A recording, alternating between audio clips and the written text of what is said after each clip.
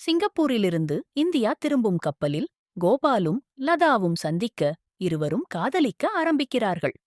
கோபாலின் ஊட்டி வீட்டில் லதா தன் தந்தையுடன் தங்க விரைவாகச் செல்லும் ரயிலை பார்க்கும் போதெல்லாம் கோபால் தன் நிலை மறப்பதை அறிந்த லதா காரணங்கேட்க அதற்குத் தன் முதல் மனைவி சித்ராவே என்கிறான்.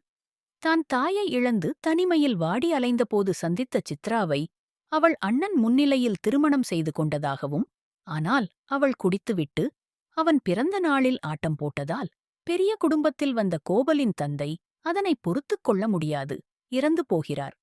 ஆத்திரப்பட்ட கோபால் அவளை அறைந்து அடிக்க அவள் ரயிலின் முன் பாய்ந்து தற்கொலை செய்து கொண்டதாக கோபால் கூறி லதாவை திருமணம் செய்து கொள்ளத் திட்டமிடுகிறான்.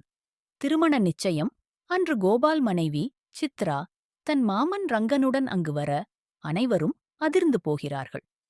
கோபால் தன் மனைவி இறந்துவிட்டதாக அழுத்திச் சொல்லி அதற்கு ஆதாரமாக இறப்புச் சான்றிதழைக் காட்ட முகம் அடையாளம் காண முடியாத அளவுக்குச் சிதைந்து போனதால் கோபாலின் கூற்றை உண்மையென்றெண்ணியே அவ்வாறு சான்றிதழ் வழங்கப்பட்டதாக கோபாலின் மனைவி சித்ராவும் ரங்கனும் எல்லோரையும் நம்ப வைக்கிறார்கள். போலீசும் அதனை நம்ப திருமண நிச்சயம் நின்று போய்விடுகிறது.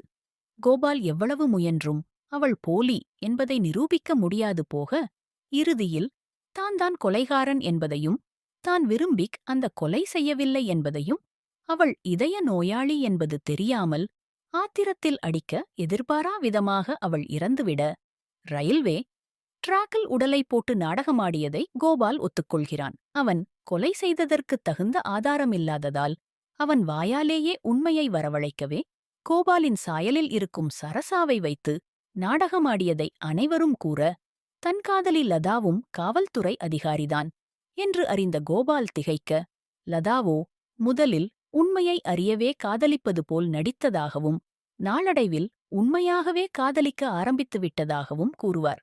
லதா அதோடு நில்லாமல் தண்டனை முடிந்து வரும் வரைக்கும் கோபாலுக்காக காத்திருப்பதாகவும் உறுதியளிக்க கோபால் சிறைக்கு சொல்வதோடு படம் முடிகிறது.